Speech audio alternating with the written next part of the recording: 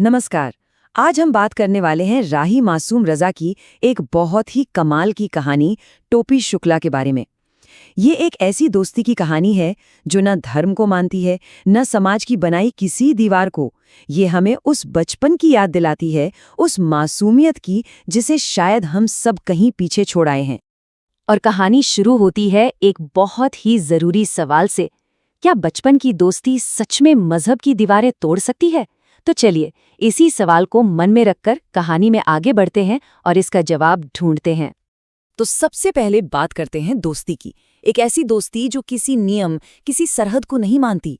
ये कहानी हमें यही तो दिखाती है कि बच्चों के लिए दोस्ती का रिश्ता समाज के बनाए हुए बंटवारे से कहीं कहीं ज्यादा मजबूत और सच्चा होता है। और इस पूरी कहानी के सेंटर में हैं दो लड़के, टोपी और इफ़न। इनका जो रिश्ता है ना, वो इतना गहरा है, इतना सच्चा है कि अनजाने में ही वो अपने आसपास की दुनिया के हर नियम को, हर भेदभाव को चैलेंज कर देता है।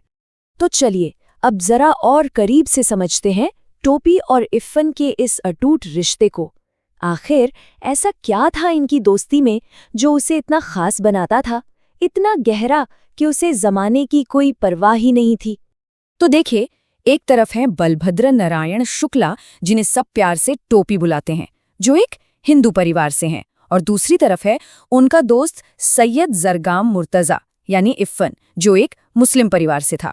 और उस दौर के समाज में ये एक बहुत बड़ी दीवार थी। लेकिन पता है, टोपी के लिए इफ़न का घर सिर्फ एक दोस्त का घर नहीं था, वो एक तरह से एक पनाहगाह थी, एक सेफ हेवन।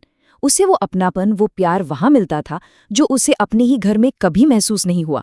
और इस अपनेपन की जो सबसे बड़ी वजह थी, वो थी इफ़न की दादी। कहानी में एक लाइन है, इफ़न की दादी की बोली टोपी के दिल में उतर गई थी। बस ये एक लाइन ही सब कुछ बयां कर देती है। इफ़न की दादी पूर्वी, मतलब एकदम मीठी बोली बोलती थी, और उनकी वही बोली, वही अपनापन वाला लहजा टोपी के दिल में ऐसा उतरा कि उसे लगता था जैसे वो उसकी अपनी ही दादी हैं, जिनसे वो मन की हर बात कह सकता है। सोची, इफ़न के घर में टोपी को क्या क्या मिला। एक तो वो प्यारी दादी जो मीठी मीठी बोली बोलती थी, फिर रात में डाकुओं और परियों की वो दिलचस्प कहानियां, और सबसे बढ़कर एक अपनेपन का एहसास जिसकी टोपी को हमेशा से तलाश थी। ये सब कुछ उसके अपने बिल्कुल ठंडे और फॉर्मल घर के माहौल से एकदम अलग था। एक तरह से ये उसके लिए एक एस्केप था। लेकिन इफ़न के घर में मिली ये खुशी ज्यादा दिन नहीं टिक पाई। बहुत जल्द टोपी की इस मासूम दुनिया का टकराव होने वाला था, अपने ही घर के कठोर नियमों और नफरत से। और यहीं से कहानी का असली, दिल दुखाने वाला संघर्ष शुरू होता है। हुआ ये कि एक दिन खाना खाते वक्त टोपी ने बड़े प्यार से अपनी माँ को अम्मी कह दिया। बस इतना सुनना था कि घर में जैसे भूचाल आ गया, एकदम सन्नाटा छा गया।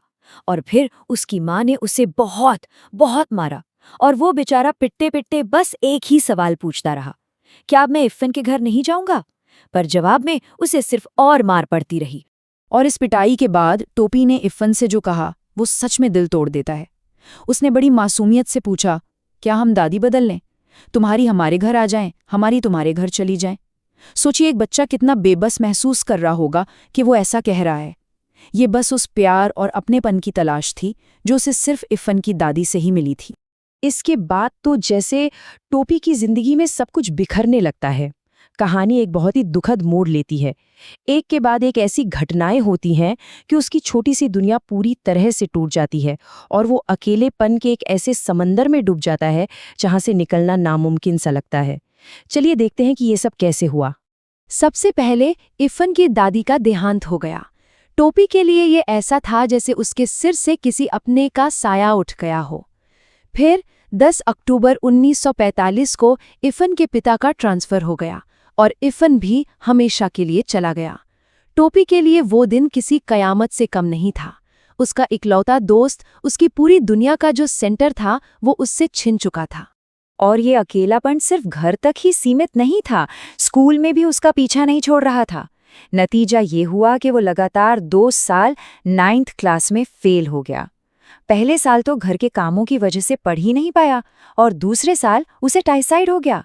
मतलब उसकी मुश्किलें जैसे खत्म होने का नाम ही नहीं ले रही थीं। जब वो आखिरकार तीसरी बार में पास हुआ, तब तक उसके सारे पुराने दोस्त अगली क्लास में जा चुके थे। अब वो अपनी ही क्लास में अपने से छोटे बच्चों के बीच एक अजनबी की तरह बैठता था। वो बस एक मजाक बनकर रह गया था जिस पर टीचर्स भी ताने कसते थे। उसका अकेलापन अब पहले से कई ज्यादा गहरा हो गया था। तो सवाल ये उठता है कि टोपी की ये जो दिल को झकझोर देने वाली कहानी है, ये हमें सिखाती क्या है? इसका मैसेज क्या है? और वो कौन सा संदेश है जो आज भी हमारे समाज के लिए उतना ही, बल्कि शायद उससे भी ज्यादा जरूरी है? देखिए, टोपी की कहानी सिर्फ एक बच्चे के अकेलेपन की कहानी नहीं है। ये एक बहुत ही पावरफुल कमेंट्री है इस बात पर कि समाज में फैला हुआ ये जो धार्मिक भेदभाव है, ये जो नफरत है, वो कैसे एक बच्चे की मासूमियत को, उसकी पूरी जिंदगी को कुचल कर रख सकती है। ये कहानी आज भी इसलिए इतनी मायने रखती है क्योंकि ये हमें कुछ बहुत ज़रूरी बातें सिखाती है। पहली, कि बच्चों के लिए प्यार और एक्सेप्टेंस कितना ज़रूरी है। दूसरी, ये हमें याद दिलाती है कि धर्म और संस्कृति के नाम पर जब हम दीवारें खड़ी करते हैं तो उसकी कितनी बड़ी मानवीय कीमत चुकानी पड़ती है, और ये कीमत अक्सर टोपी जैसे मासूम बच्चे ही चुकाते हैं। और आखिर में ये कहानी हमारे लिए एक बहुत बड़ा सवाल छोड़ जाती है। आज के इस दौर में जब समाज को बांटने वाली बातें एक बार फिर से जोर पकड़ रही हैं, तब हम सबको टोपी शुक्ला से क्या सीखने की जरूरत है, इस पर सोचना वाकई बहुत जरूरी है।